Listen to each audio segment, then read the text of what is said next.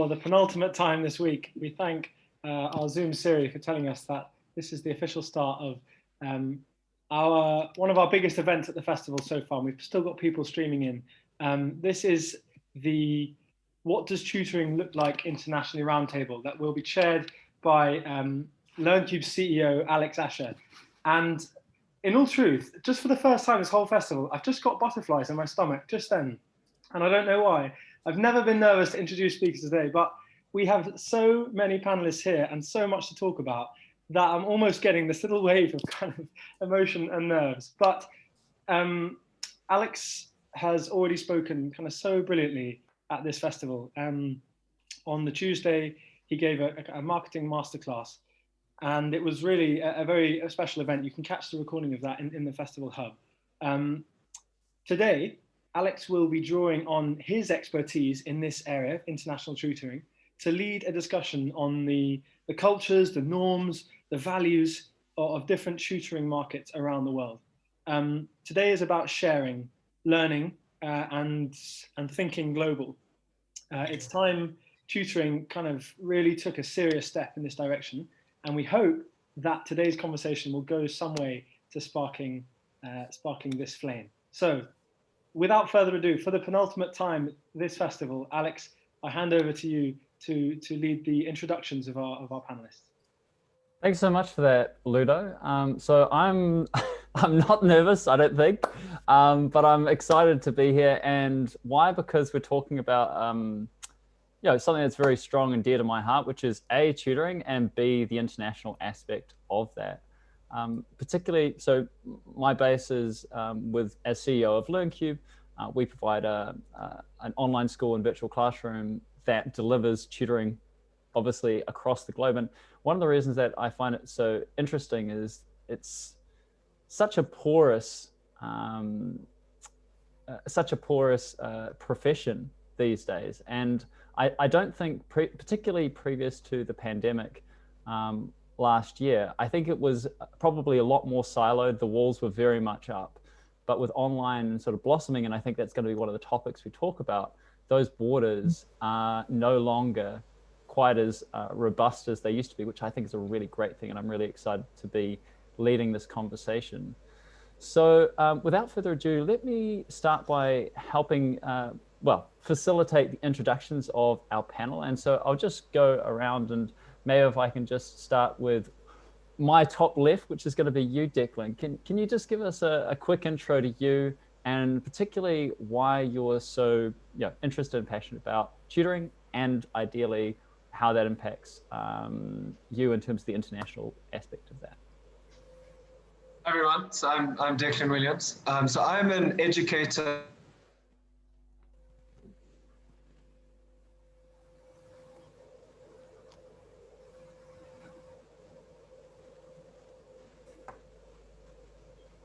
Alex, would you believe I didn't know if it was just on my screen. I do think we've lost Declan. It's the first time it's happened all week.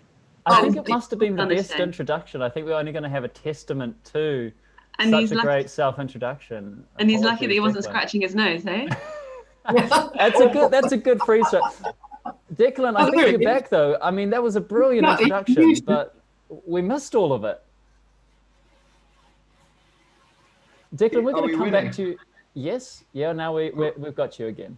Okay, so we're Declan Williams, economics teacher at Hilton College in South Africa, and my passion stems from all of my previous mentors. I've learned more from when I've gone and searched for education than I have when I've been forced to sit down, and I think that's where my passion for tutoring and mentorship comes in.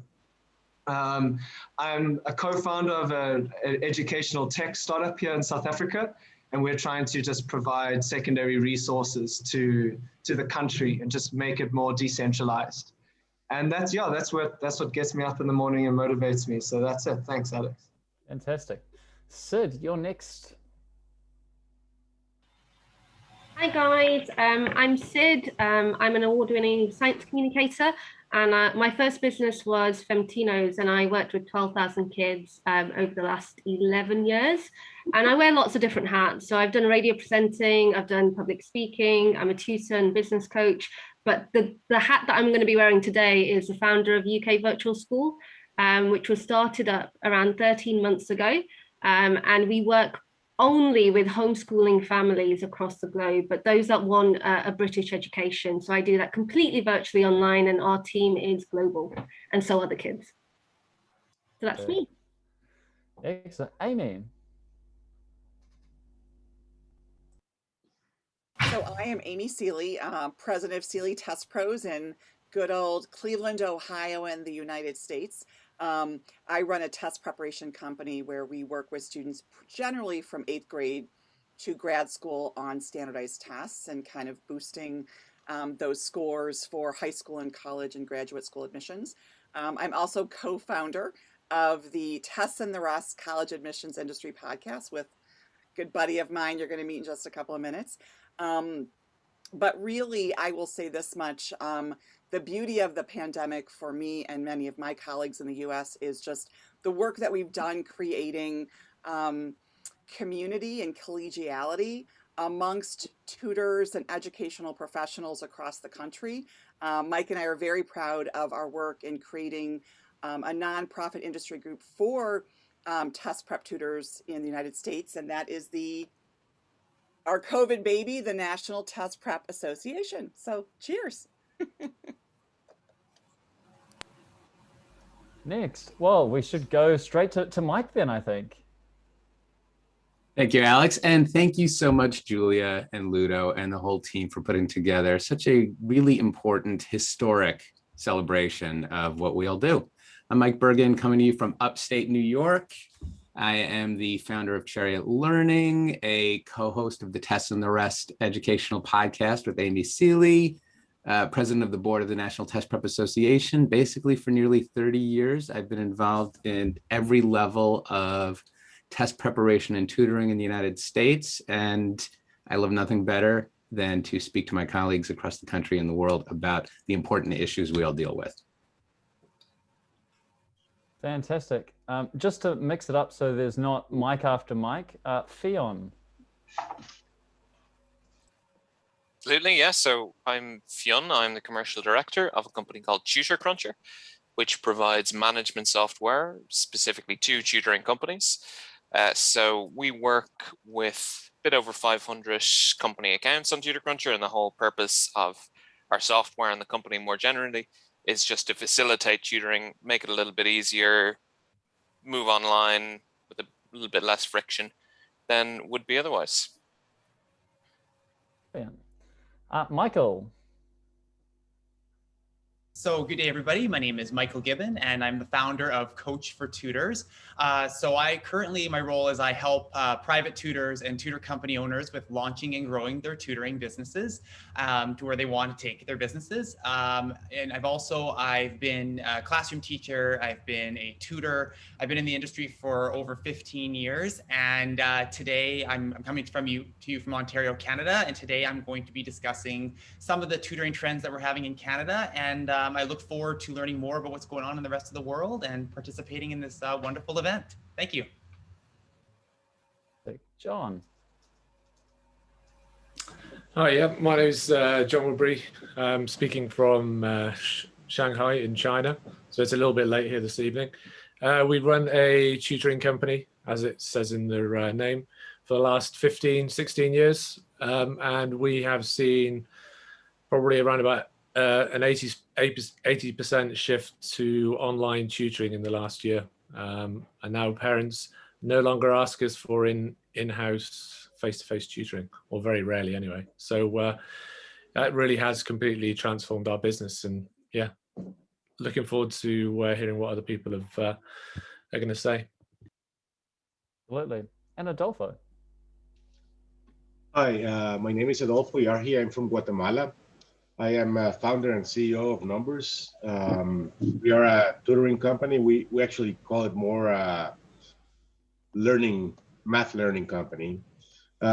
We work with, we started in 2009 working with students, and then realized that we had a very huge problem with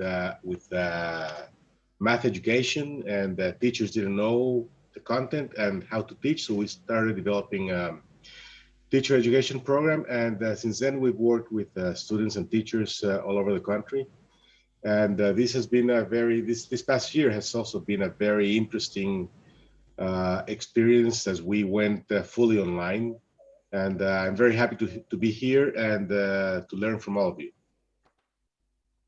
Fantastic. So quite a few introductions here, but you can see if you're listening in that we have a really big breadth of tutoring experience from all parts of the globe, from entrepreneurs to teachers, to tutors, and to those that run those different organizations across the globe. I mean, from the States to South America to China, and of course, here in the UK, you've got it all today.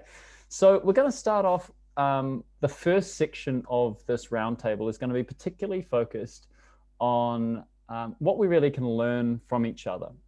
So what we can learn in a general level, but also we're at a very unique point in time, and I think it's worth kind of highlighting that this is quite an extraordinary time that we're living through. And again, having people from different parts of the world, I think that's even more interesting.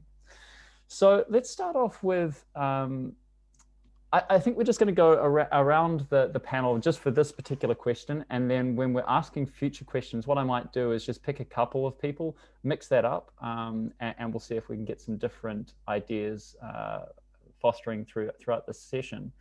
So let's just start off with, do you know what? I actually think since we've got a couple of people from across the globe, let's start off with what does tutoring mean to you? And the reason I'm going to do that is we've got different people from different countries. So I'm going to pick Sid, maybe if you can kind of represent what does tutoring mean to you from the UK perspective. Amy, let's hear from yourself in the US. John, I'll ask from you from China, and then Adolfo. So let's start with you, Sid. What does tutoring mean for you? So we're at least on the same page.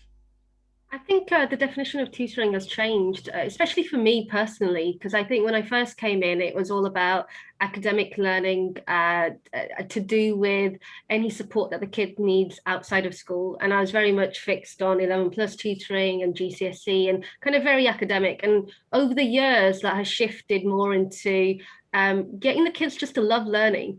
So for me, the definition of tutoring has completely changed. Now I come to my one-to-one session saying to the kids, what do you want to focus on today?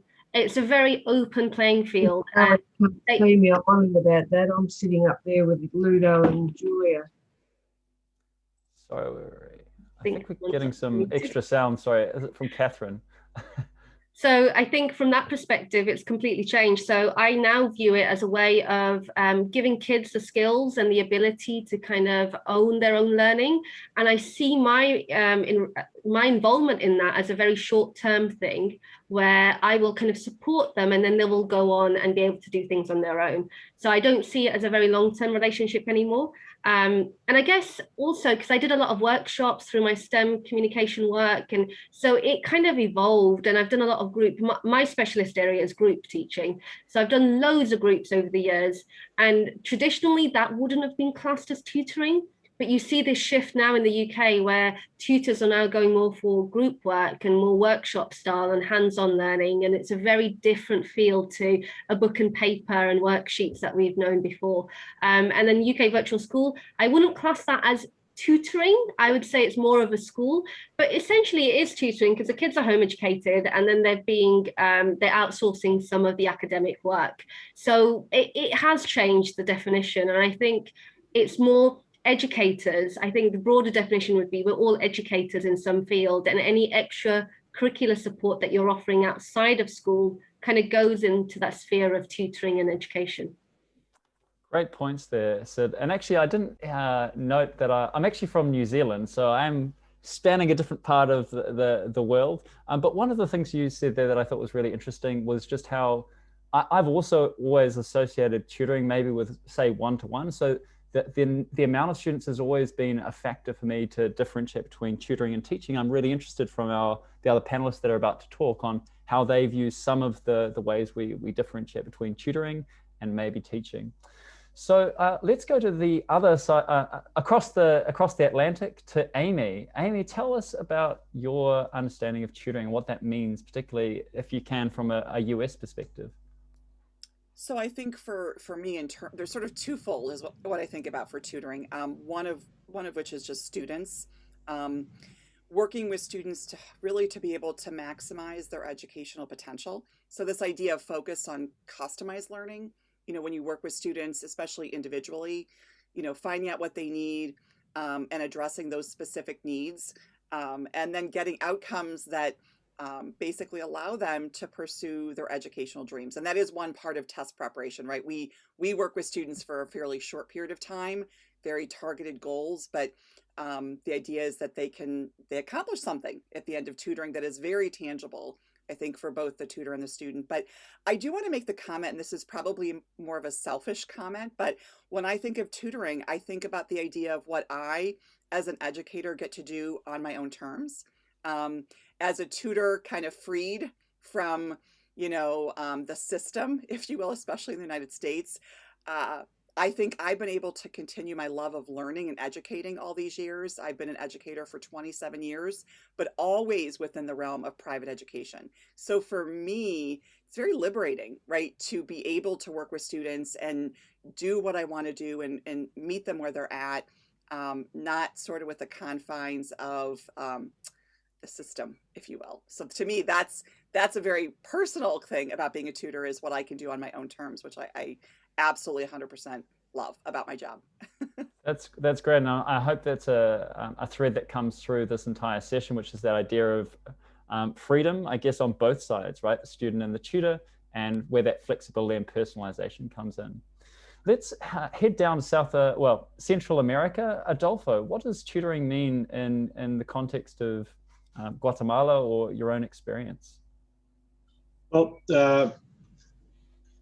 I think it's more than just teaching a single student. I think it's helping students understand a subject that they're having trouble with. I see tutoring that it's more than just short term and more than just test preparation. I see it that it's a way to optimize a student's potential, to help them learn and develop the skills that they need, that eventually will lead them to improve their understanding of subject and thus their grades and their school performance. Or the way that we focus tutoring here in numbers is to try to develop a love of the subject that we are teaching. In our case, it's specifically math. So we want students to at least not hate the subject and possibly start developing a love for it. Right. So it's almost, yeah, so what I'm hearing from you is certainly this idea of inspiring that learning and being much more than just a facilitator of learning, but really inspiring that and creating maybe a much closer relationship between the tutor and the students as well might be a differentiation. Now, moving straight over to China, John, tell us what tutoring in China looks and feels like and how that, that might provide a different spin. Yeah, thanks very much. I think the situation in China is quite different depending on where you are in the country. I think in Shanghai, Beijing, probably Hong Kong, Guangzhou, it's probably quite a lot similar to maybe tutoring maybe in big metropolitan cities, maybe like New York or Los Angeles and places like that, where there's a big focus on actually passing international exams. That's what our sort of main focus is. So there probably wouldn't be a huge difference in what the parents are expecting, what the teachers are expecting, and also what the students are expecting. They're looking for probably similar tutors to people in London. They're looking for people of from a particular area, from a particular graduated from a particular university, and obviously that in the past has created quite a lot of problems for the likes of ourselves. But actually, since the pandemic, actually the situation for us has actually got a lot easier. Parents are actually a lot more open and willing to actually have lessons online. So as I said before, pre COVID-19, I would say around about 5 to 10% of our tutoring each year would have taken place online, and that would be purely because we couldn't find anybody nearby to have that lesson, or it was too expensive or too difficult to schedule. But now I would say probably 10% is face-to-face and 90% is online. And that has been a huge shift in less than, well, probably 6 months from February of last year through to the summer. Everybody wanted online. And I think the biggest reason for that is that everybody was working online in schools. So all the international schools, local schools, bilingual schools, they were all working online. And the parents actually saw the benefit of the online tutoring, the online lessons. Of course, being online all day is not an ideal scenario for a lot of parents and a lot of students, but it opened their eyes to what was possible and what was available to them. So it really depends. I think, as I said, in the bigger cities, it's very similar to what you'd have in larger cities across the world. But in the smaller regional tier 2, 3, 4 cities, they really want something very, very different, and they want their students to have somebody to mentor them and sort of build them up and actually sort of guide them. Even the parents as well, they want somebody to really guide them to where they want to get to, whereas the parents in the major cities, actually they have a focus, they know what they want, and they have to have it. So it's a very different very outcome oriented, it sounds. Yeah. So I think there's some really interesting things that have come out of all of this, and I'm really curious also in that shift. Like, certainly from my own experience in New Zealand, tutoring was something that you did when something wasn't working, and I think tutoring is now also becoming something that it's not like a broken problem. It's more like, hey, I'm trying to enhance something that I might be good at, but I'm not quite achieving what I want. So it's quite an interesting, and we've got this idea of upgrading as well. So I'm kind of curious today also on answering a couple of other questions. And one of those, I'm going to be going around the other part of our panel to, on this particular question. But what is one tutoring truth you feel that sort of spans internationally, spans the globe? And so let me start with Michael, if that's okay. And then Fionn, Declan, and Mike will be asking you the same question. What's one tutoring truth you'd like to share with us?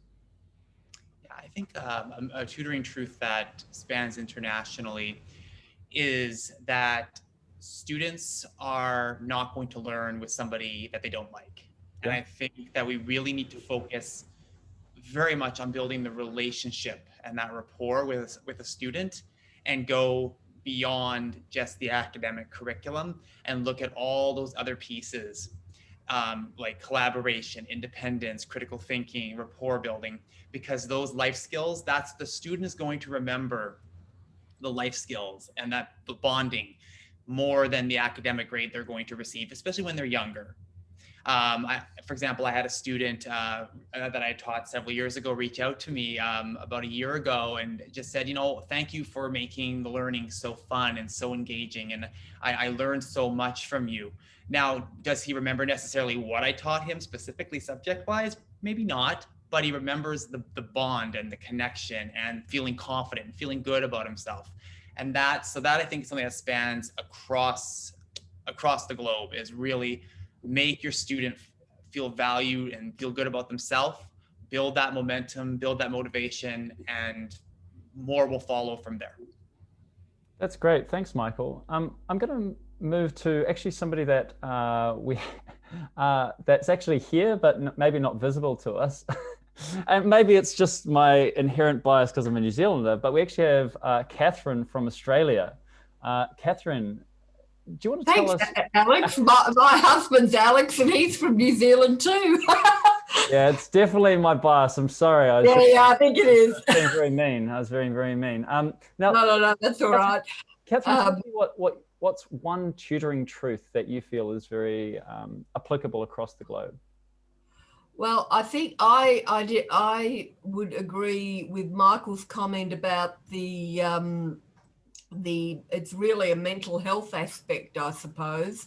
I'm I'll give you a little bit of an intro. I'm not actually a tutor. I'm more of a support mechanism. I've founded the Clue Detective puzzle agency 20 years ago, and I design puzzles as a learning resource. So it's really to support tutors rather than act as a tutor, but I can identify very much with the mental sort of the self-esteem, mental health side of, and how important it is to make students feel valued, and that self-esteem aspect of education. Yep. Yeah, I think that self-esteem and coaching and that mentorship definitely is a central thread that spans across the globe from what I'm hearing. Let's go to Fionn.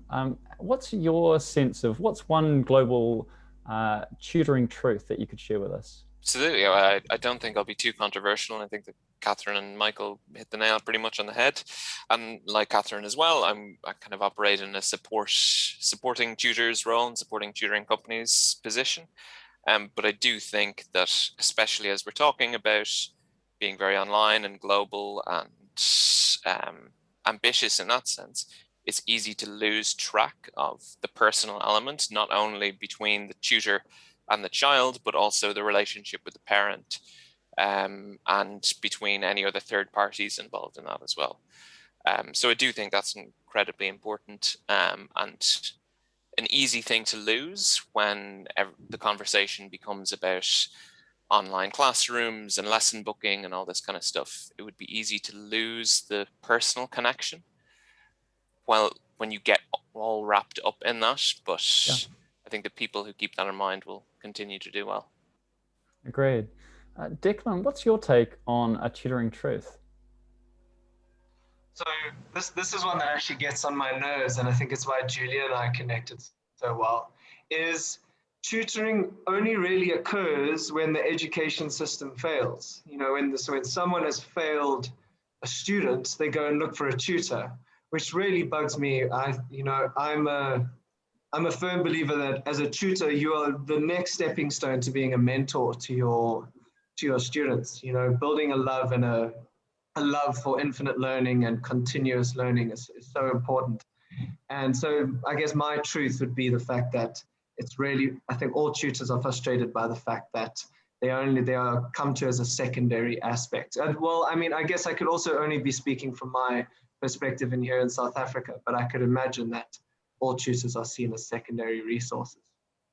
Yeah, and I'm interested as why that may be, and I think a part of that is, you know, we're all buying into the contract that the government is responsible for education first, and so tutoring is an area where that government response typically hasn't worked.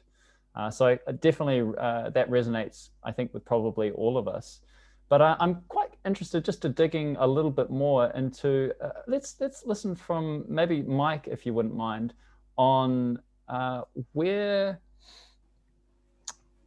that breakdown is. What's that feel like over in the States? Because again, it's like South Africa, that is an area that I think a lot of people feel like there is a huge inequality in that education system for wealthier and those that aren't. And Absolutely. I feel that US has a similar reputation, if I'm not mistaken. Absolutely. And you know what Declan and you just said really segued to my point about what's important about tutoring, but also where the breakdown is. And it's that student-teacher ratio matters. Mm-hmm. And a lot of times the breakdown is an attempt to teach more students with fewer teachers, and people are kind of forced into an industrial education model. And we know that it doesn't work. Absolutely, some students can learn that way, just like some students can learn from YouTube. But every student, we know, every student has a different path to his or her illumination. And the smaller the group you can work with, the more you as the educator are free to personalize, to coach, to connect, to figure out all those different levers. And when we distill it down to the one-to-one, that is when a trained educator is really empowered to serve as teacher, coach, support. Everything that everybody has been saying here can happen in the one-to-one student-teacher relationship. It's really helpful. Thanks, Mike. Even just from our own sort of experience with LearnCube, and we offer a virtual classroom, a lot of our customers are actually in language education. And we do see there's a point where it goes from tutoring to being teaching. And I feel that teaching starts happening when there's no longer that personalization or that ability for somebody to actively participate in, for example, an online class, or whether it be an in-person class. But I'm going to jump back to Sid just briefly on this one point, because again, Sid, you've got some great experience with tutoring groups, and you said sort of 12 and you've had large groups. When does, again, like, I think that group size is something that can be a bit contentious, and I'm curious as to your opinion on this. Yeah, so I've worked with, and I don't know at what point definitions change. I think it's a very fluid thing. But I used to call them workshops. We do a workshop with 15, 20, 25, 30 kids. But we still have that personalized feel to it. And I think the difference is about how you do the activities. Our 1 hour workshop would maybe, it would take us 5 to 10 hours to plan. And that's where the difference is between teaching in a school, where you don't have the time and the capacity to do that kind of planning, but you can when you're running a business, and it works slightly differently. So there's a lot of work and time and effort that goes into creating a group environment that actually works for all the kids that are involved. And I worked with mixed age ability, so 5 to 14-year-olds in the same class. And then you got 15 of them and you're like, oh, wow. And then you have to differentiate and create an environment where they are all learning, and it'll be different levels and different rates that they're learning, but they're all taking something away. So I think it can work. Now, whether we call that tutoring or whether that's workshops, it's still education and you're imparting knowledge. So I think it just depends. And then I've done sessions with 200 kids, and I would say that's more of a show than a tutoring. But yeah, so I don't know where that fine line is. Maybe it's on that personalization aspect, right? So when a bunch of kids turn up, a large group of kids turn up to a workshop, if the personalization is you're going to learn this one thing that you've all been struggling, you're kind of able to provide that personalized attention on at least a subject. So I think maybe that's where that can kind of maybe resonate in terms of where it goes, still personalized, but with a large group. Certainly an interesting phenomenon that's coming across the globe on this. And the next area that we're going to look at is also the power of intercultural tutoring as well. Somebody also, while we're going at this, if somebody can if anyone wants to answer this, please pop up your hand and I'll come around too. But I'm going to start with you, John, actually, since if I could be so rude, you don't look like you're from mainland China, in which case there must be some level of intercultural exchange there. So do you want to tell us what your experience is, and maybe with the tutors that you work with as well? Yeah, you're quite right. I'm not from mainland China, but yeah, it is quite interesting here. Again, I would say that it's very regional. In the larger cities, I would say that people are quite open to having teachers from any country, any ethnicity, any background, as long as they're qualified, they're passionate, and they're good at what they're doing. I feel that that's, especially in places like Shanghai, Beijing, there's lots of opportunities for people from lots of different countries, different backgrounds. But then when you go to other smaller cities, sort of 5-10 million people, it becomes more difficult, because you have the education level of some of the parents in terms of their cultural understanding of, there can be a good teacher from the Philippines, there can be a good teacher from India. There's no reason why there shouldn't be a good teacher from India. They're just as qualified, if not more qualified, than a lot of the teachers we have from the UK. But there's a certain misunderstanding as to what a good teacher looks like to them, and that varies across the different cities, and that is a big problem for me, because I have no problem with any teacher from any particular background, as long as they're really good at what they're doing, and if they're passionate and they're willing to plan the lesson properly and deliver it with with plenty of passion, then I'm good to go with them. But we do find that you can change people's minds about these things, and we have worked with parents that have said, we don't want to teach you from such and such a country, and then we actually say, well, why don't you have the teacher and you have a free lesson and see how it goes, and after it their mind is changed, and often they'll work with them for a long period of time. Yeah, I think that's really interesting. So first of all, the takeaway there is there's nothing fundamental stopping intercultural tutoring, probably other than both the tutors themselves having a deep understanding of what the student would need and want, and then also an appetite to purchase that service from the parent or student end, right? So there's just that match of supply and demand. I mean, I notice a lot in language tutoring. I mean, that's been really obvious that there's huge intercultural exchange going on with language tutoring. I know, Sid, you have some experience as well. Perhaps, do you have any experience in tutoring, as I say, with students that are from a different country, but maybe you've got tutors in the UK or vice versa? Yeah, so we've got, because we work to the British curriculum for UK virtual school, all our teachers have been educated in the UK, but they live globally. So we've got teachers in Greece and Portugal, and one of them lives in a van and travels around, and she's got amazing backdrops wherever she is. But the kids are from all over the place. And one thing that I realized when I was hiring teachers, because initially we didn't have that restriction that they have to be British trained, but when I did a lot of interviews and lesson interviews, I realized that culturally there were variations, especially if we're teaching British education.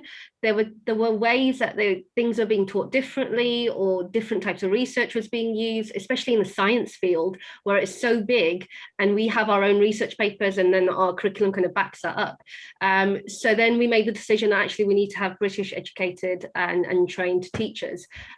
So we've seen differences in cultures when it comes to teaching. And then from a kid's perspective, I think a lot of our kids will go to British schools, or will be following the UK curriculum if they're home educating, and that's why they've come to us. So there isn't that much variation from that, because there's an expectation that this is what they're expecting from us. So I think people seek out what they're trying to achieve in a way. So if they're seeking out a UK education, they will seek out a UK teacher. So that's my take on that. Makes a lot of sense. I'm curious, Amy, or Amy and Mike actually on this one. In the US, and particularly since you deal a lot with test prep. Now, test prep meaning there's a test in the US, which is very specific, right? So do you have any experience, or what would be your take if a tutor wanted to work on either your behalf or one of your association members' behalf?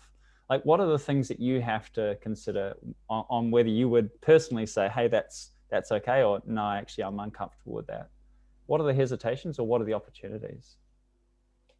Well, I think the initial thing is, especially with tests, there are very specific criteria, right? You know, what are the specific skills being tested? Part of it is goal setting. Like in the US, one of the things that we find is that, across the spectrum of need, students come into us at very different levels, so that you can't always say, oh, I just have to get this number. It depends on the student. So part of it is being able to figure out, where is the student? What are the specific skill sets that you can try to address to be able to accomplish that goal, and generally to be able to accomplish it in a very time sensitive period. So for example, like in our case, you have a test date, so you're working backward from that.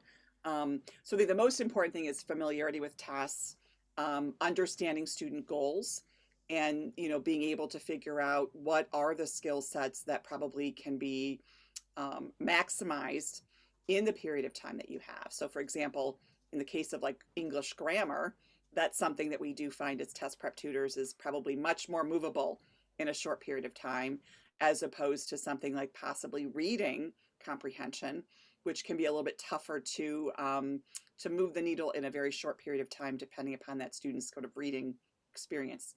Mike, you want to chime in? Yeah, if I can add to that, I would just say that most countries have some sort of high stakes tests, whether they're admissions tests or entrance tests or finishing exams, that we all know what it's like to be involved in. Alex, I think you kind of called this an objective oriented assessment.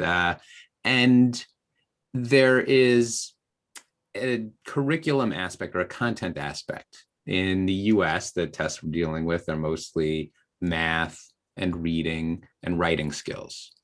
But what we find is that the most effective tutors bring a lot more than just content knowledge to the table. They bring a level of professionalism and commitment. They bring a level of maturity. They understand how important it is to connect with both students and parents. They bring a lot of coaching acumen to the table. So really, it's, you know, what we see here in the US, and I have no doubt that this is echoed in every country, that the best tutors are true professionals about what they're doing. And that's really helpful. And I think a point that we're going to stop on briefly. So what I hope you've heard out of this first section before we have a bit of a tea break is that we talked about tutoring. What does that mean in different countries? We really do span the globe in this particular panel. So I'm really excited and have really enjoyed the responses so far.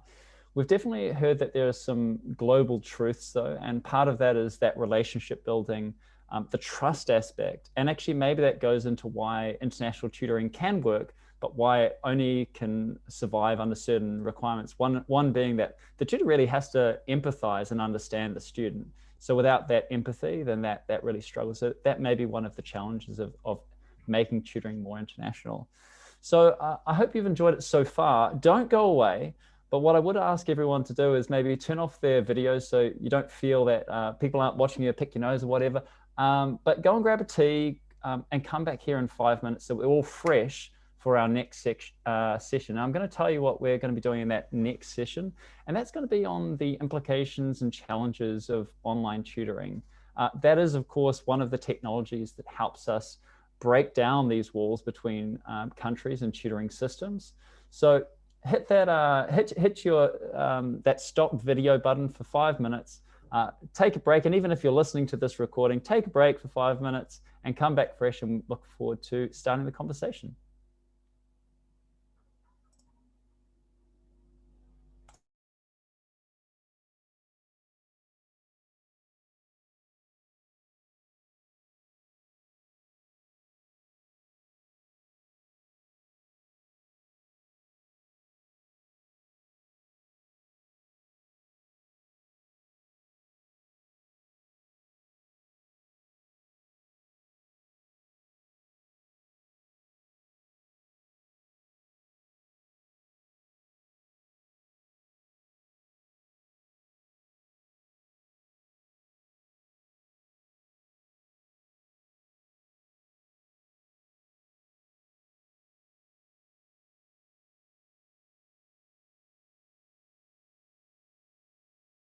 Fantastic. Right. So what we talked about in the previous section was about tutoring and international tutoring, and really setting the scene for how we can make tutoring more international. And what could make it more international than, of course, online tutoring. In fact, online anything has been basically the buzzword of this last year. It's probably, I don't know what Google Trends is saying, but online's got to be up there, because everything had to go online. It had to go digital as social distancing came in, as lockdowns came in, and it's really elevated a lot of that conversation. And so this particular part of our roundtable is going to look at the implications and challenges of online tutoring. So I'm going to actually I'm going to ask Fionn if you're available to it.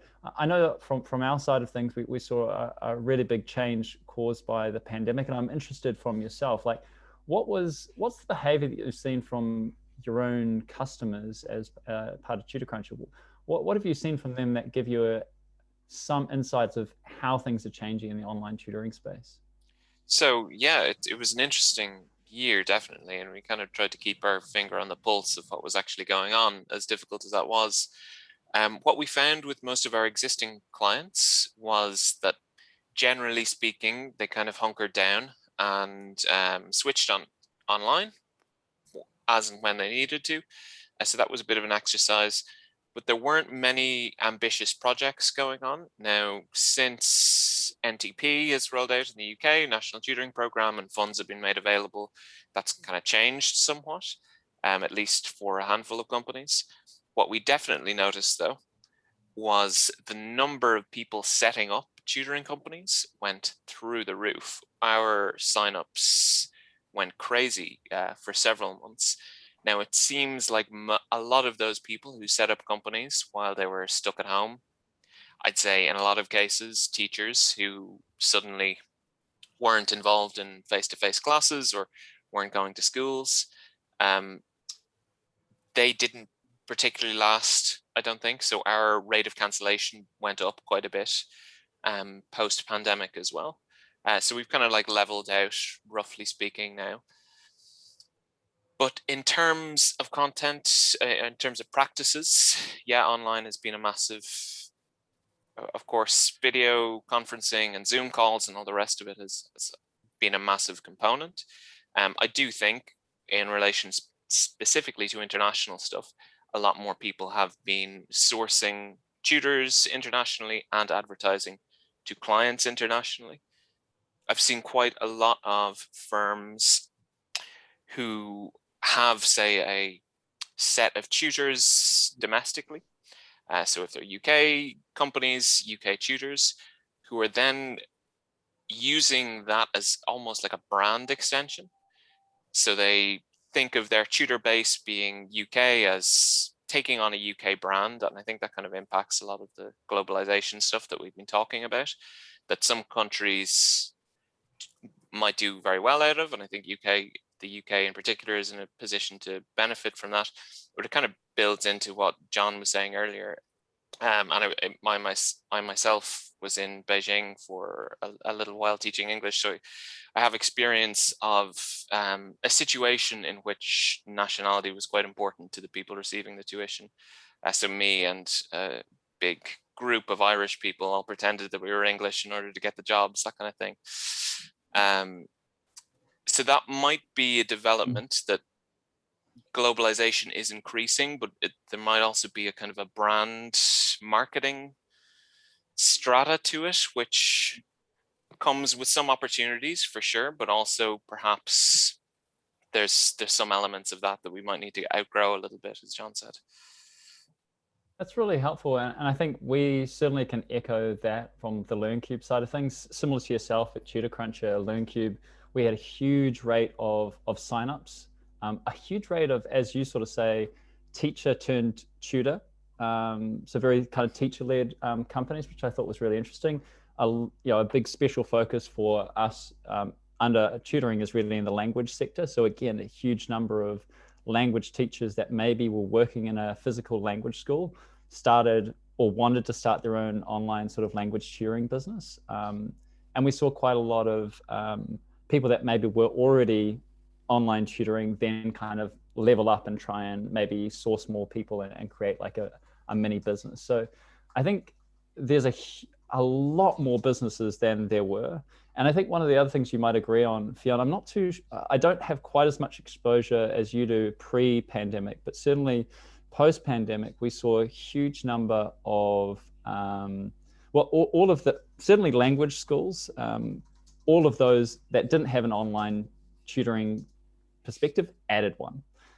What was your experience in that, Fionn? Did you find that because I felt that the conversation was already happening in the language area, like, hey, we should probably do online tutoring, but we'll do it in like 2 or 3 years. What was that like in the tutoring space? Yeah, so you're absolutely right. Over the few years previous to the pandemic, it was already going in that direction, but there were so many conversations with people who said, yeah, we know we should kind of do a little bit of online stuff on the side, but we have no reason to. Obviously, they then got a reason to. Yeah. And it's funny in that it's only that one extra element, almost the video call, which obviously has to be done online. But I think people used that as an opportunity, and possibly also the exam cancellation and everything else, as a jumping off point to move all their systems online, not only the actual conference calls, but the scheduling and the accounting and all these other aspects. So it probably hasn't become clear yet, because we're still kind of in the pandemic, how much it's changed traditional tutoring. But I guess we'll find that out, the answer to that, over the next few months. It'll be interesting to see what actually happens. Yeah, and I think there's also going to, and I think we'll leave this as a follow-on point, but what does this look like a year out from now? But I think we're already starting to see that second wave of, I was panicking, so I chose Zoom and whatever other kind of free software that I could, to a more professional, like, hey, how do I do this properly? So I think that sort of, I hope this has been helpful in terms of providing exposure, because I think that's what Fionn and LearnCube also kind of offer, is that exposure to online tutoring as a base level. And so let's talk more from a tutoring standard. Like, that's the high level, what we've seen. From a ground level, who in our panel here is providing online tutoring directly? Okay, we've got a good couple. So let's start with Michael. I'd actually like two things from you. One is I'd like to understand your impression from doing the online tutoring, but I know that you do a lot with the marketing side, and I actually know for a fact, like we have our own podcast and webinars to try and help with web marketing, but marketing is actually it's a new challenge for these tutoring companies, and it's just as important, because without that marketing, no one finds the tutoring businesses. So what can you tell us about those two things, online tutoring and actually being able to market online tutoring? Sure. So for online tutoring, I feel it's created a renaissance in tutoring. There's a lot more out there now in the market, but I feel that tutors, they have a space, they can create a safe space with the student. They don't have to drive. They don't have to do all the extra prep involved. Parents don't have to go to a location for tutoring. That's very efficient and effective. I think online we have access to so many more software tools, and that's fantastic, because we can really hone in on student interest all the more, and we can quickly change things up on the fly if it's online versus in person. If we want to change materials suddenly or change direction in a lesson, we have much more accessibility there. So I think that's a great plus in the online tutoring world. For marketing, as was touched upon earlier, there's been a boom of tutors since the pandemic started, and we've especially moved to online. And a few tips to really help with getting yourself out there and noticed by clients is, when you're creating an ad or you're putting something up about your tutoring, be very specific about what problem you solve.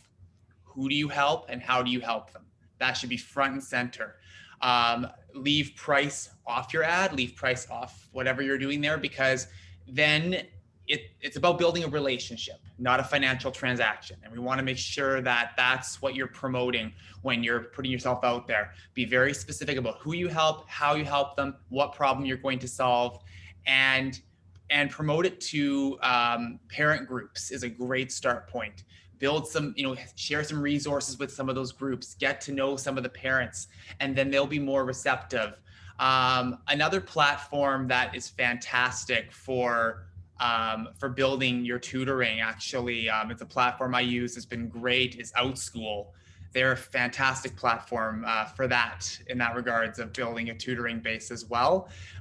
They do a lot of that marketing piece for you, but again, as long as you're differentiated and you have something very specific to offer, you can really see a lot of growth in the number of students you tutor. So that would be my tips in terms of, if you're going to go out there to the marketplace, make sure you have a very specific problem you solve, specific subject, specific grade, and leave price off the table until you get to know who these families are and who these clients are before you start to go into discussing your packages and pricing. I'm going to ask a question. If you can just pop your hand up if you, actually, Adolfo, do you want to talk a little bit about your experience with online tutoring? Yes, thank you. We have found that of course, it's not the same as giving personal tutoring. We've had the need to find tools that substitute the manipulatives that we used to use in personal tutoring.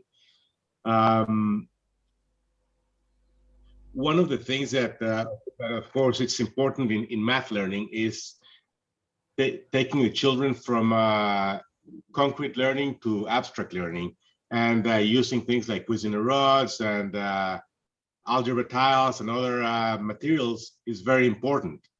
When you go online, it's a bit harder because although there are tools and there are substitutes and whiteboards and other things that you can use, it's not the same as having the actual material, having the children have the actual material in their hands, touch it, feel it.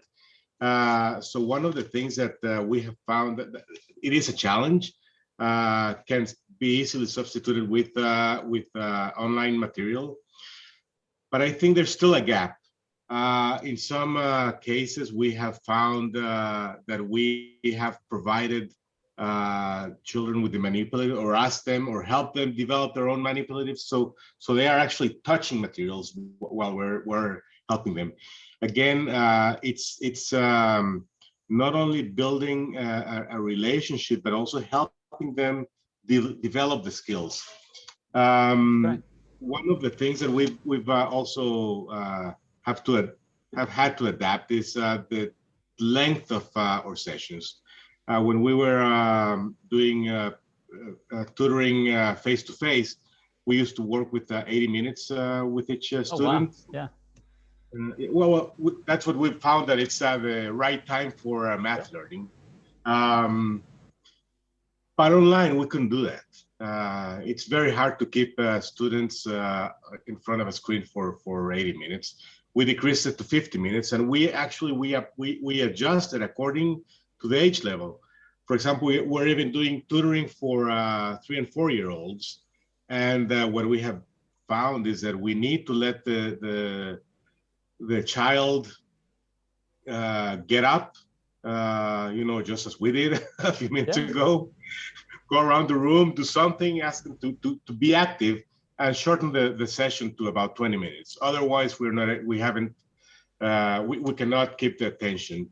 And maintaining the attention of the student is very important, of course, and it's a huge challenge in online tutoring. That's right.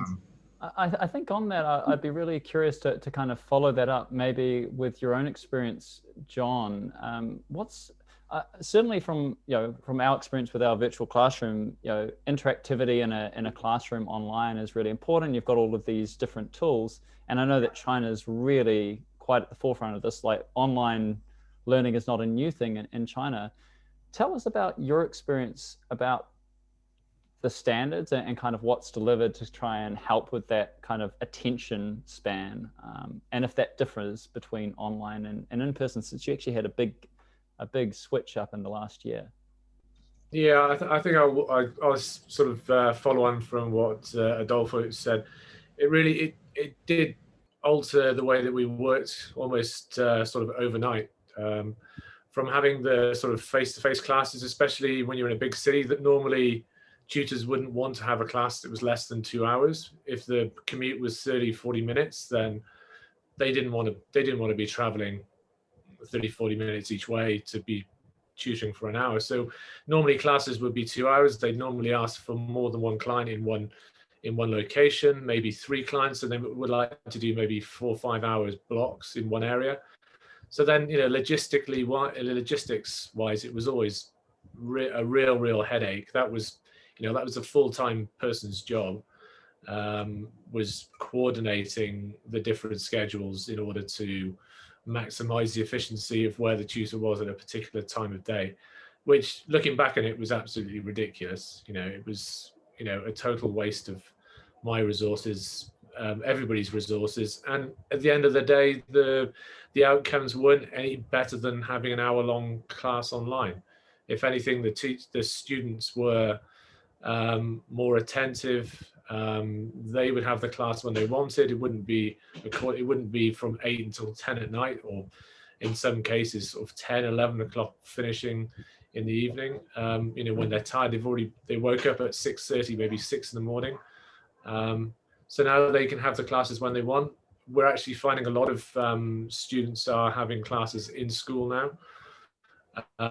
So they would have classes at lunchtime, free periods. When they've got a library session, they will flick a message to the tutor and say, "Are you free at 3? I've suddenly got a free lesson." If the teacher says yes, they go ahead and have the class as long as they've got credits to spend.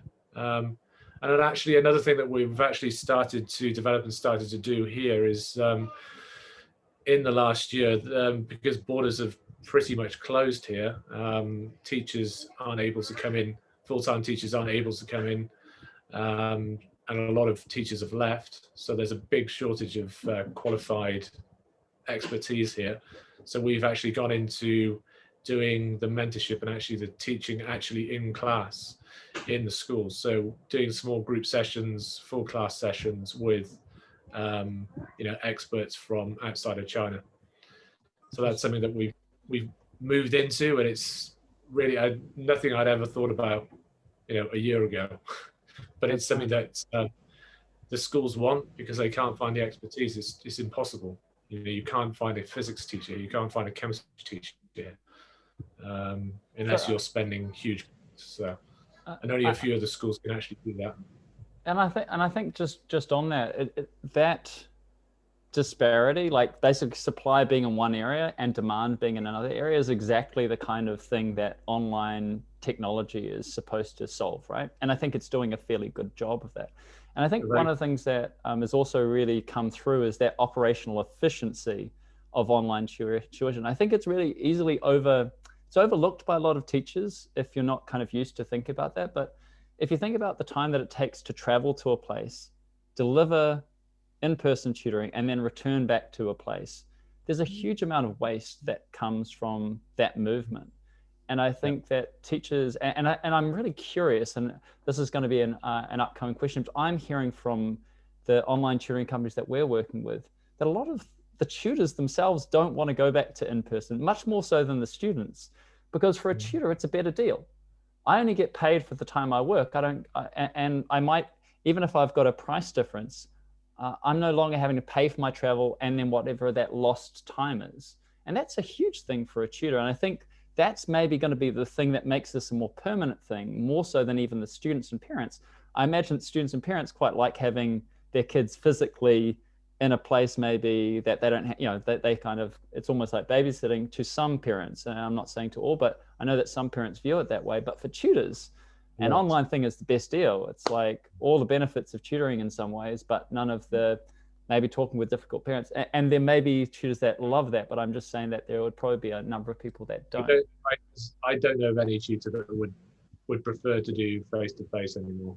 Yeah. Unless they're living next door to a big group of students. You know, there are some tutors that do that. They move to a particular area and then, you know, pick up a lot of students next to a good school, for example. But there's very few teachers that would be interested in going back to doing just face-to-face. If it's a group class, then that's a different dynamic, and you see the widening of that. So.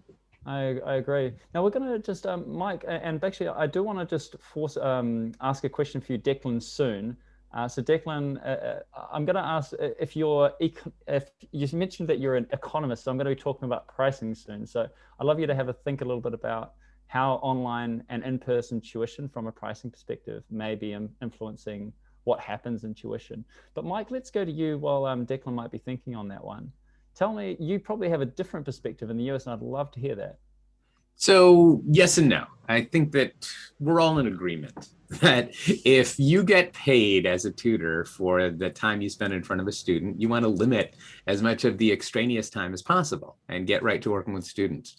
I think that most of us find that in the one-to-one environment, the opportunity to introduce students to this idea of working remotely, but still enjoying all the benefits of that one-to-one connection is great.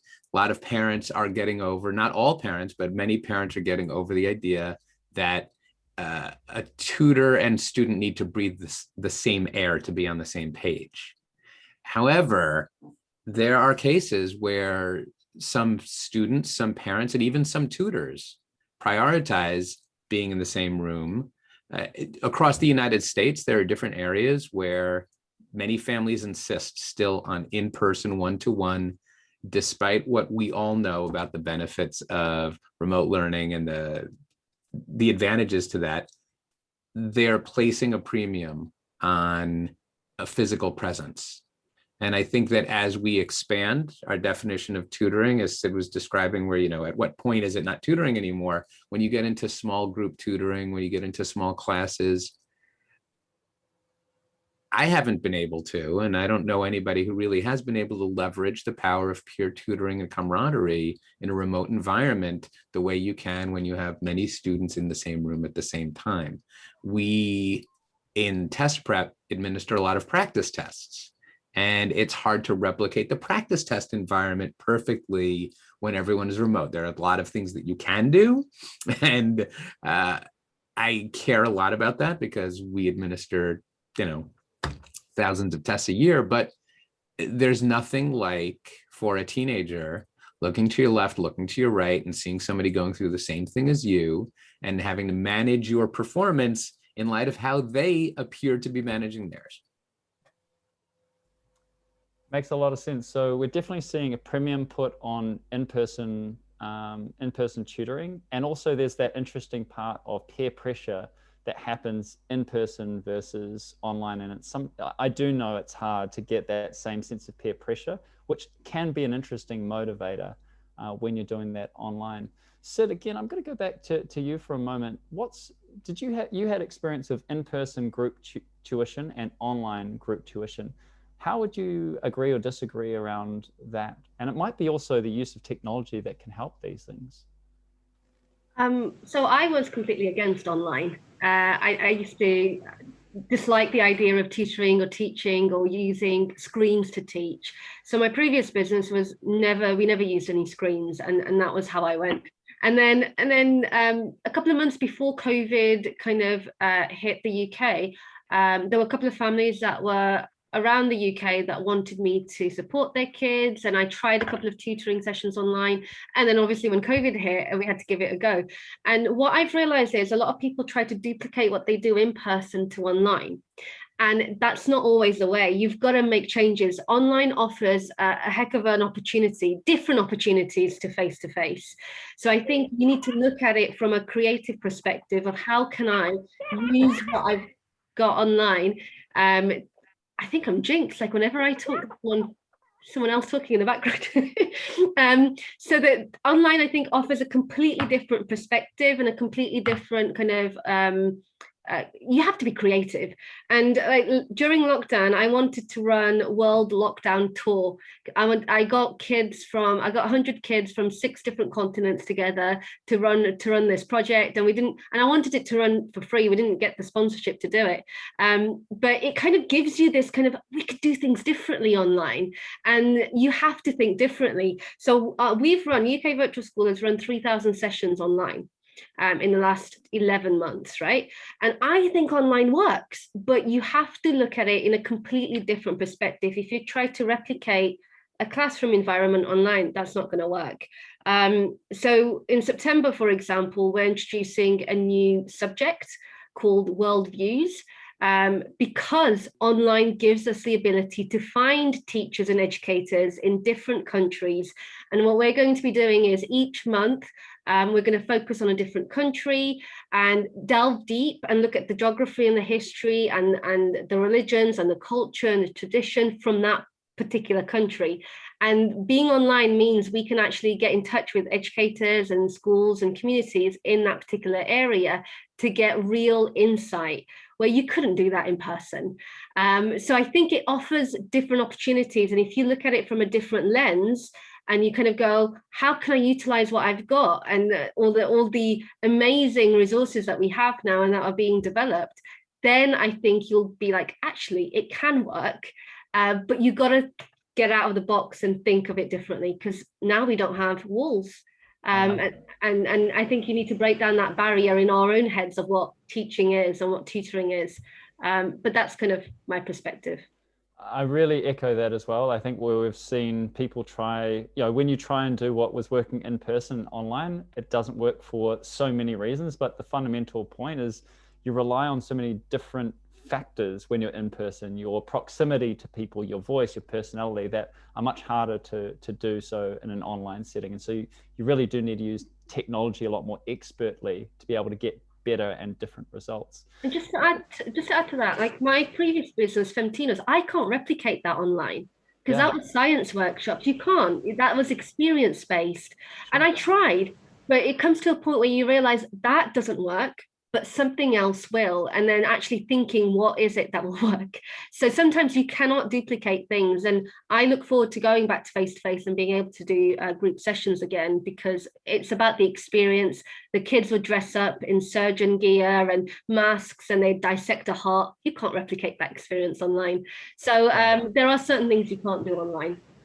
I'm going to ask Amy, tell me a little bit about, you work a lot more in the one-to-one space, and I think the group space, there's some kind of quite clear differences. Tell me about your experience with the teaching aspect of online tutoring versus in-person tutoring, particularly in a one-to-one setting, because I think there's probably a lot of nuances that people think that they're just the same, but they're also different. Tell me about your experience.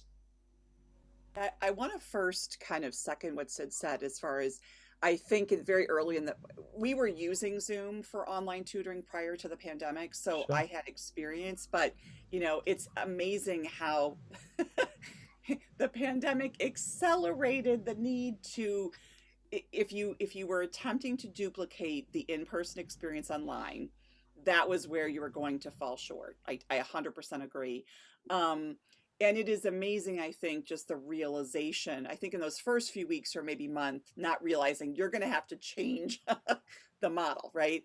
Now it's tricky because as we resume in-person tutoring, I'm actually now feeling, because we did this for so long online, the resources and the tools that I began to use, online, now I'm back to, oh, wait, and so for example, like annotation, sharing screens, even accessing the internet in the session and finding things to share with students. Like I can do this all on, I don't get that when I'm sitting, or having students, take notes in front of me on a Google Doc in the session that I can see what they're typing and how are they translating what I've just told them into text. I've never had experience with that in person. I took for granted, like, okay, yeah, you'll know what to do. And now I'm seeing that. So I would say being able to leverage everything I think that online tutoring offers, certainly by now has created a very, interesting experience, and certainly one-on-one, right? Because you can get the student to do a lot of things that they weren't doing prior. Groups are still tricky. Yeah. I mean, groups are still tricky. I think I will say this much. In my previous experience of teaching to groups, not having an uncommunicative group, like not willing to raise their hand or speak. Yeah. One of the things I did find that I was really starting to leverage is like, the use of the chat and the fact that a student could chat you privately or publicly. And that's actually really kind of amazing, right? Because in a group before, that student who's afraid to raise their hand or proffer a guess that could be incorrect, they had those two channels of private versus public. So as an instructor, I'm now leveraging knowing, are they responding correctly? And they don't have to do that in the public forum, which you wouldn't have had that option in the past. So it is very interesting. But again, it's been a process of understanding how to make those tools work in a way that work not just for you as the teacher or tutor, but for the students themselves. Yeah, I totally agree with that idea of almost creating that really fluency in the class online. And I think that it can feel very jarring when people start. And I think that changes the more a teacher is trained and also starts familiarizing themselves and goes beyond just the lecture-based idea. I'm going to finish this last part of this round table just with one more question, and then we're going to have again a very short break. and then coming back for our last section, which will be much more future focused. Where is the future of online and international, whether they're, I have to say online and international I do see as quite similar or quite associated. But we're going to be talking about that future focus segment soon. But I did want to finish this with a question for Declan, particularly because you might have exposure to online tuition. I know that from a language space, South Africa is a bit of a powerhouse when it comes to exporting language tuition across the world. So very international when you think about it. And one of the reasons I'm interested in your experience, both what are the opportunities and challenges from your experience, Declan, and particularly since South Africa is, compared to say the UK and the US, has incredibly different levels of infrastructure and accessibility to technological infrastructure to make online tutoring possible. What's your take on this, Declan? So online tutoring is going to be incredibly difficult here. Our data costs are incredibly expensive. Yeah. I mean, to put it in perspective, one gigabyte is about 150 Rand. So $1 maybe for 1 gigabyte, which is, I mean, maybe, and €1, $1 plus minus, which is crazy. And especially in comparison to our neighbors, it's 11 Rand in Nigeria and it's 150 Rand here. So we're really limited that way. It's starting Yak as a company, that's been our goal was to provide infrastructure to all students, and then you automatically just get stopped by those data costs. So it's really difficult, and you have to go through a whole bunch of different barriers to entry. The amazing thing about online though is, we were talking about cross-cultural and so on, and it's because South Africa we have 11 official languages, and obviously with each language comes a different culture, and you're really the best tutor is the best communicator. You could have a PhD in mathematics and be the worst math teacher. So the best tutor is the best communicator, and your ability to communicate online is completely different. You're actually a content creator. And that is really the shift. I've found that the biggest problem with online learning, and especially with, we spoke about all these businesses are popping up and so on, and everyone is just so excited about online learning, and they just see it as an opportunity to scale the learning process. And isn't that the central issue with the education system at the moment? Is it is so scaled up. We're trying to teach and pump out as many people as possible. And then trying to approach it from that point of view with technology is also the center issue. So in my opinion, especially with regards to inequity and inequality, which is the biggest faction here in South Africa, is being able to provide pre-recorded content. So I would imagine that there's 3 tiers of tutoring, or of information finding and teaching. It's simple Google. I need to know something and search. The next one would be your YouTube, where you can go on and you can find information and it's a little bit more personal. And then your third would be your Zoom call with your tutor. And then your fourth would be in front. And the amazing thing about technology is that as tutors, we could probably provide all 4 of those. We could provide, I mean, I guess we're not going to provide our own Google, but we are able to provide our own pre-recorded sessions, probably at a lower price. Our Zoom calls at a higher price, and our in-person tutoring at a higher price. And as Sid was saying, with regards to her big groups, I think the reason why they are so successful is because they come with intention. When you go to school, you're forced to sit down. People who are attending Sid's group arrive with intention. And I think that's the most powerful thing about education, is if you arrive with intention and intentionality to learn, then there's the difference. So that's why I think that technology is going to create such a great space. Is if someone has searched and found your offering, they have arrived with intention, as opposed to arriving with school. And I think that's really what we're missing out on and sitting on with technology, is if you are found, you were searched for.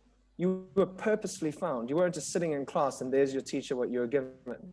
That's right. So in South Africa, I think it's going to be just to answer it in short, it's going to be pre-recorded material and distributed en masse in terms of tutoring. But we have a lot to get through in terms of inequity, and we're decolonizing our education program and everything. So we still have got a lot way to go before we can put anything online. Right.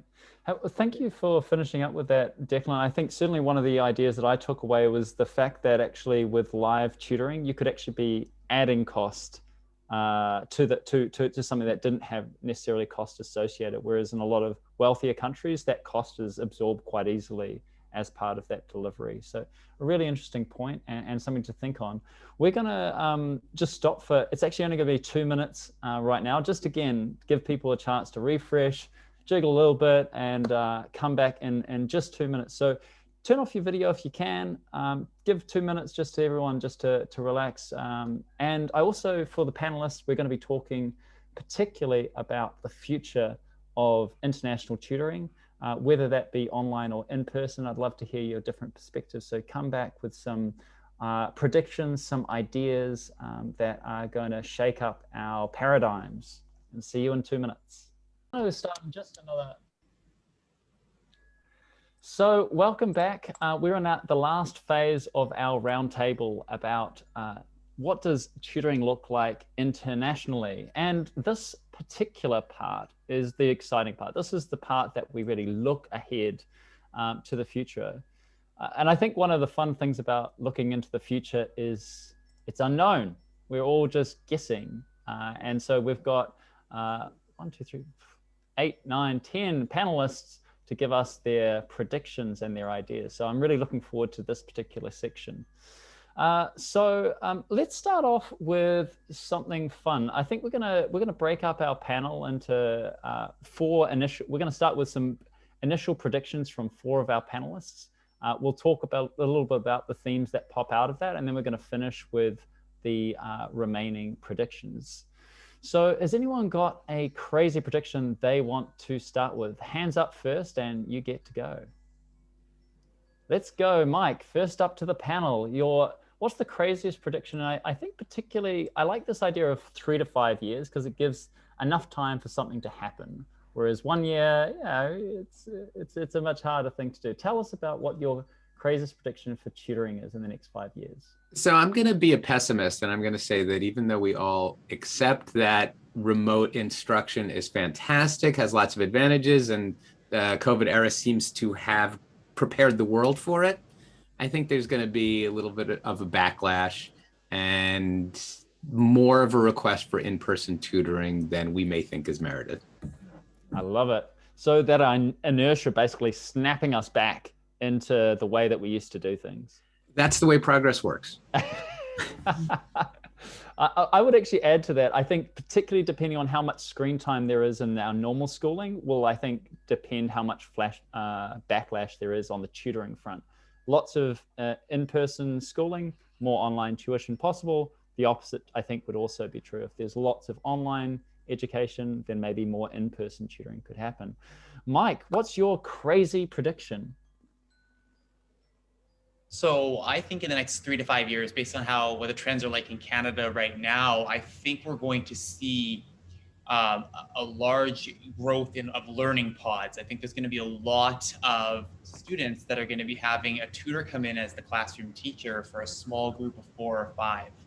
And that's what we were seeing during COVID, and then it stopped for a bit, it started up again. I think we are going to see that because parents, the feedback we're getting so far in Canada, a lot of parents are really preferring that middle ground between going back to school and the online universe. So I think we're going to be doing more in person, but it's going to be tutors are going to be running these learning pods and becoming teachers, like in that particular sense, a lot more. Right.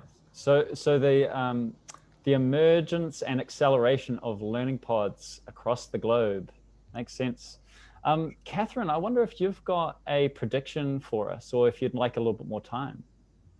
What's the craziest prediction you have over the next 3 to 5 years?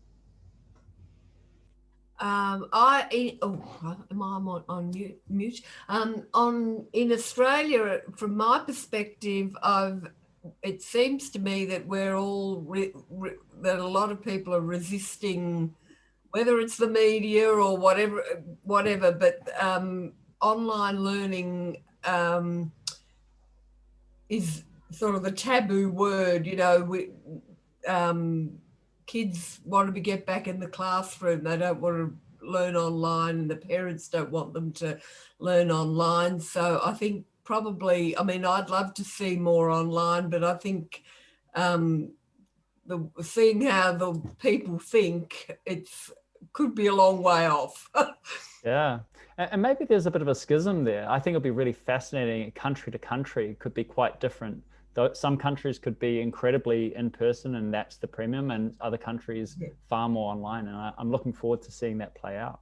I think it's an environmental thing where the kids here, they sort of, the weather's warmer, so they want to get outside and in the fresh air, and they don't want to be stuck at home and sitting inside. And the minute they have to do that, I mean, no one wants to stay stuck inside really, but when you've got the sun's out and you can be running around kicking the footy or something like that, it's they find it very frustrating. I get it. I'd echo that from a New Zealand perspective. There's a real premium placed on getting outside, getting in front of people, and that kind of interesting aspect there. Tell me, John, what about you? What would be your biggest prediction? I'm totally fascinated if it's going to come more from a China perspective. Yeah, well, I would say that one of the things that a lot of companies have been investing heavily in here has been AI, and that's been the big thing, the big driver behind a lot of the education startups and a lot of the funding that's gone into a lot of the education spaces over the last probably 24 months. Yeah. But actually, just in the last 3 to 6 months, has been a big change in the focus of the government in terms of after school lessons, pressure on kids, pressure on parents to making sure that they're passing their middle school and high school educational exams. And the government are actually legislating quite strictly, and really strictly. And I don't know any tutoring company that hasn't been fined so far, including myself.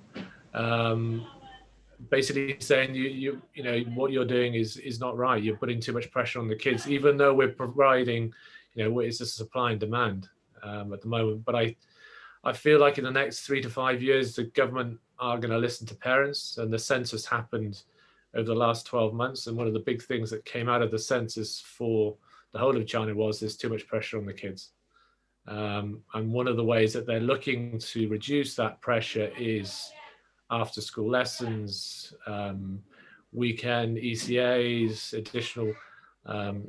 additional pressure outside of what the government can control in the schools. I don't know how quickly that will happen, how quickly that will change, but that is the direction of travel at the moment. And there's quite a lot of clouds in the foreground, which is we just need to change the way that we're working, I think, and we need to be smarter. I don't think it will necessarily affect my space because it's more internationally focused, but I think certainly local schools here will be looking to reduce the pressure on kids, and likewise reducing the pressure on parents.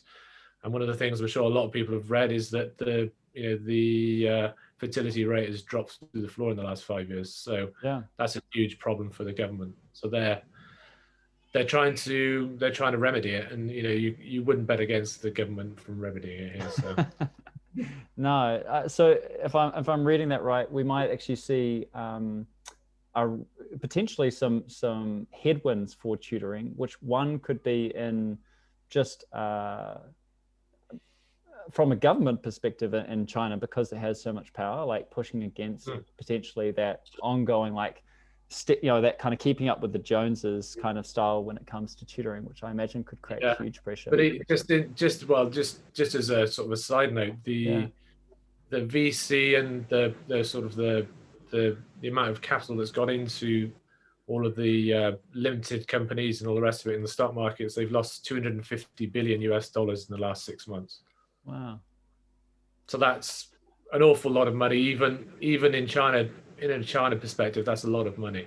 Yeah. You know, a lot of the recent sort of startups have listed on the NASDAQ, they've lost 70, 80, 90% in the last 6 months. Ah, amazing. Just on that, I think one of the trends that we're seeing, and maybe Fionn, you might have noticed it as well, being in the tech space, is we've seen huge capital raises by tutoring companies, online tutoring companies. One from GoStudent that I think has basically raised twice, and now well over 200 million euro. I think valuation 1.7-ish billion for something that didn't really exist only a couple of years ago. So we're also seeing online tuition, and actually in your space, John, huge funding has gone into Chinese live tuition, and also in the US with many of the companies there. Again, a lot of these online tuition companies are getting these huge valuations and huge funding. What do you feel the implication of that is, Fionn, maybe? Yeah, so it kind of builds very directly into the prediction that I was going to make, essentially, which is that I think online tutoring will still be a major aspect, if not, maybe not the only way to tutor, but it's still a major part of it. But I think the biggest changes that are going to take place are going to be, first of all, in what tools are available to do it. But secondly, and probably more importantly, how people use those tools. Yeah. So for example, I don't think people will be teaching using Zoom in 5 years' time. I can't see it happening. I've even noticed that over the course of the pandemic, that when people came to us in March and April, everyone was asking for the Zoom integration and didn't want to know about any of the others, because they had no idea of the other tools available, and they knew what Zoom was, so they stuck with that. Whereas, especially in the last few months, people that I've spoken to have become much more curious about the other, like LearnCube and other alternatives, and integrating with them, which I think is the beginning of people being increasingly familiar with the online space and how to work in it. And it's like Sid and Amy said earlier on as well, there's more of a tailoring of online lessons to match the format that they're delivered in. Yeah. So I think that would be the biggest change, is that you'll start to get more and more tools available which are perfectly suited to online tutoring, and not just trying to replicate a face-to-face interaction, which is never going to happen anyway. I really agree. I think that moving towards professional and specialist tools for the job, I think, is going to become an increasingly apparent future. Declan, what about yourself? What's your take on what's happening with technology, or maybe that might even lead into your own prediction? So I think it's here to stay. I think we're going to see a split. I mean, if I was a betting man, I'd say 40-60. I've already seen my previous employer has opened up an online school, and in-person teaching, there is double the price of their online offering. And I think for some parents, especially during the economic time at the moment, that is just, you can't really turn that down, especially when you've got a big name behind it. So I think it's here to stay, but I think there's going to be a lot of legislative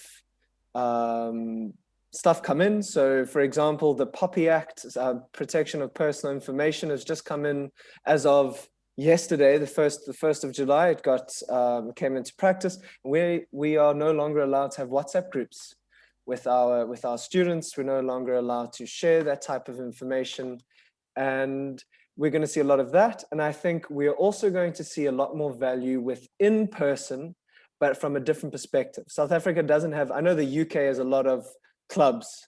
I know rowing clubs and so on are huge in the UK, but in South Africa, there isn't a lot of club sport and a lot of outside of school. If you're involved in sport, you're either competing for a school or for a university. Whereas, and I know it's different in different countries, but I think those types of little groups are going to pop up where we are going to provide what you are lacking from the online education, what schools used to provide. And then tutoring, I think, is going to boom. Whether you're online or offline, whether your schooling industry goes completely online or stays offline, you're going to need a tutor, because you're never going to be able to get that personal aspect from it. So I think online tutoring is just going to soar and soar and soar. I agree with what Mike said, that we're going to see a little bit of a backlash, but it's just going to get bigger.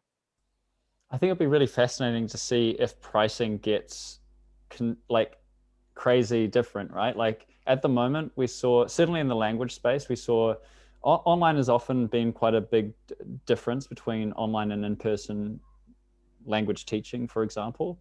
In the online tutoring space versus the in-person tutoring space, we saw a much smaller difference. But if tutors start really being like, hey, look, you need to pay me like twice as much if you want me to do tutoring in person. I'm really curious to see if that plays out and play that out in 3 years' time, if it's really hard to get across the city, or I could just do twice as many sessions from sitting on my couch. I think that could really play in. And don't forget the fact that you could actually have your pre-recorded lessons earning you a passive income in the background. Yeah. So you are pre-recorded 24/7, and then you've got your online lessons that you're doing from 9 to 5, or if they're doing really well, 3 times a week.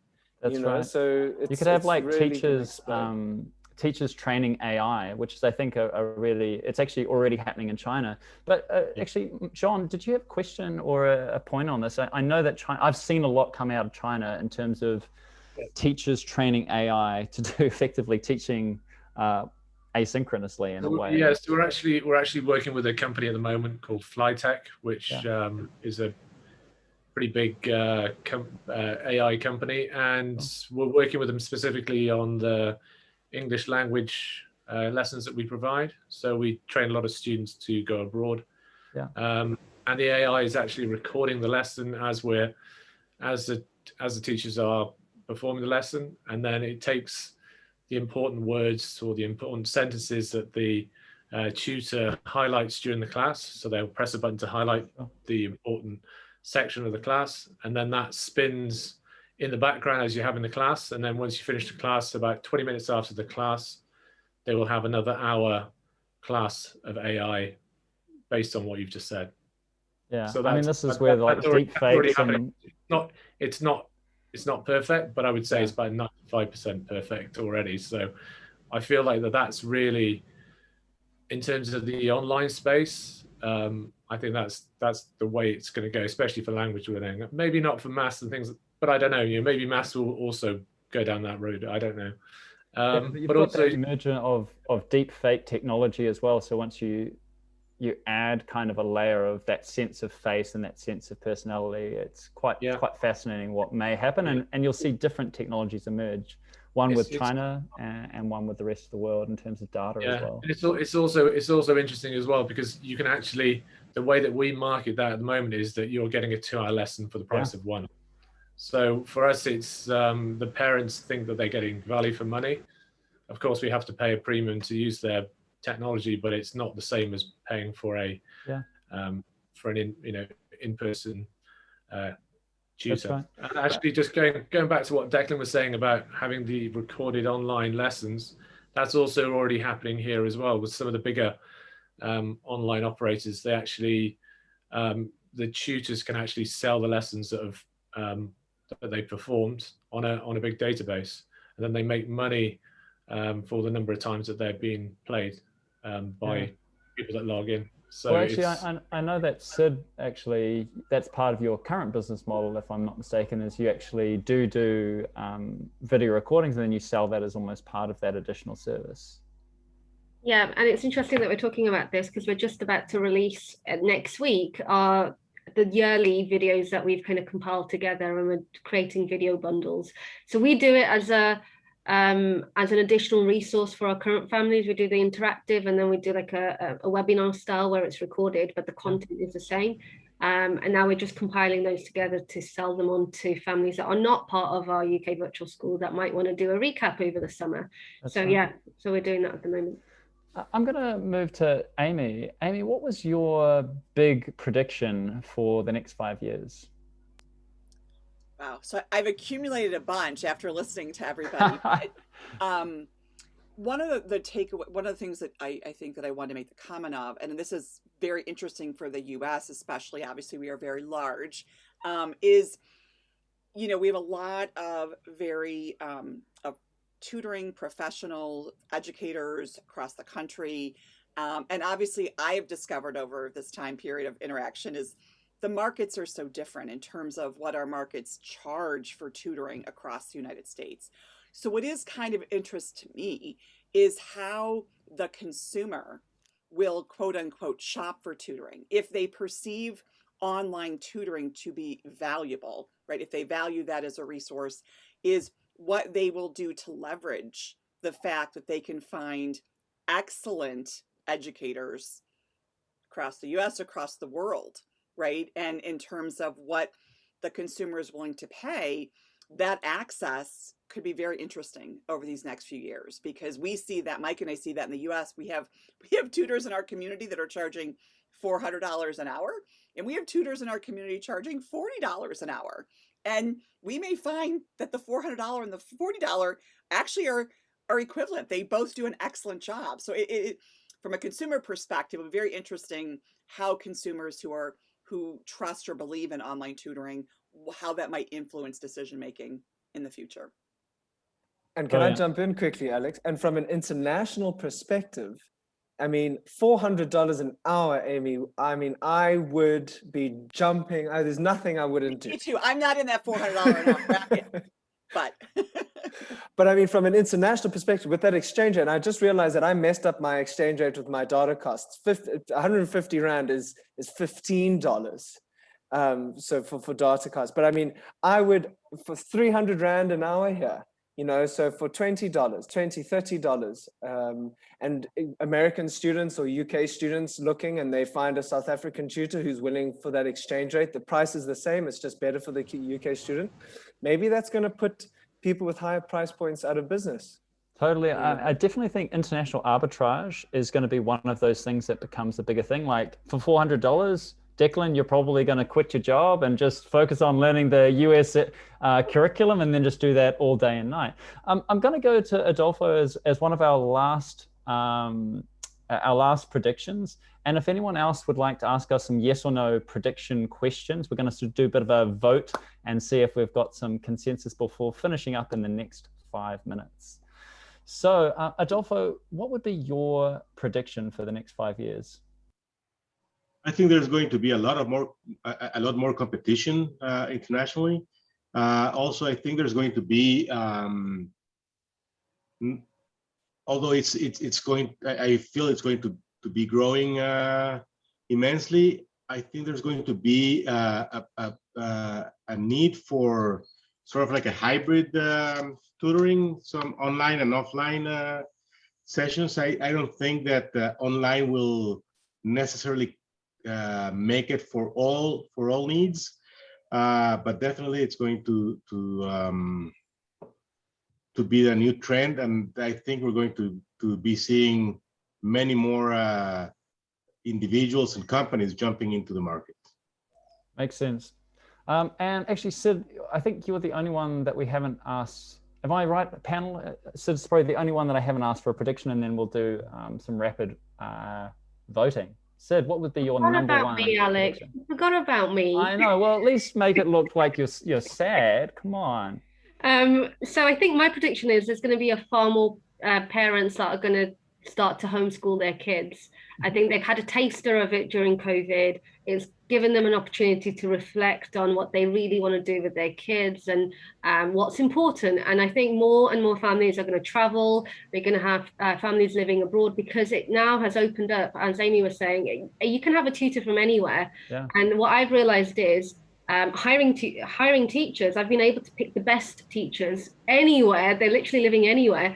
And if parents can do that, then why wouldn't they? If you can have the best tutor, and even if it means it's online, why wouldn't you do that? And I think you're going to see more and more families which are going to go down the homeschooling route. And then all of these, we talked about group sessions that Michael was talking about, the pods. I think all of that's going to happen because more people are going to want that kind of learning environment going forward. I agree.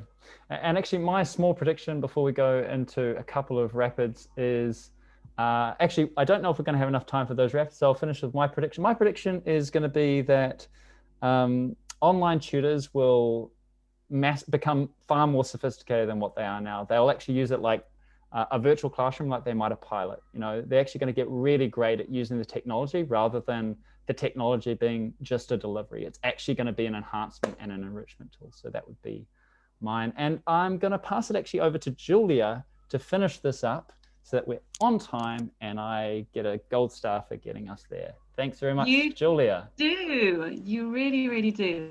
And also a gold star for managing 10 panelists with so much and making everybody feel included and heard. And the rest of us really feel that we learn so much, and frankly, we just want to hear more.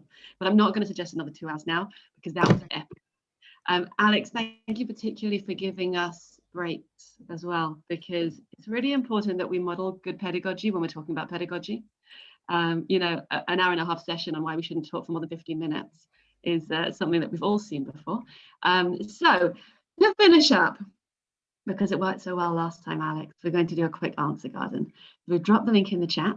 If you've seen this before, you know what to do. If you don't, the secret is press the link, open the window, answer the question. The question is, what 3 words would you use to sum up the Love Tutoring Festival? Do not try to write on the share screen that Ludo's going to put up in just a second, because that doesn't work, as you well know. Open up the window and put your 3 words in. Something amazing is going to happen. We're going to find out what the themes are, what the common threads. An amazing roller coaster, inspiring, transformative, informative. You found your tribe. Yes, you did. Amazing. Excellent. Come on, there's more. Don't be shy. And the people whose videos are off, please do us the kindness of contributing to this answer garden. It makes a difference to us. We care what you think. Disruptive, I'll take that. Insightful, I'll take that too. Okay, so we can see what the theme is there. Please keep putting your answers in as we wrap up now. So there is, thank you, Draw, thank you.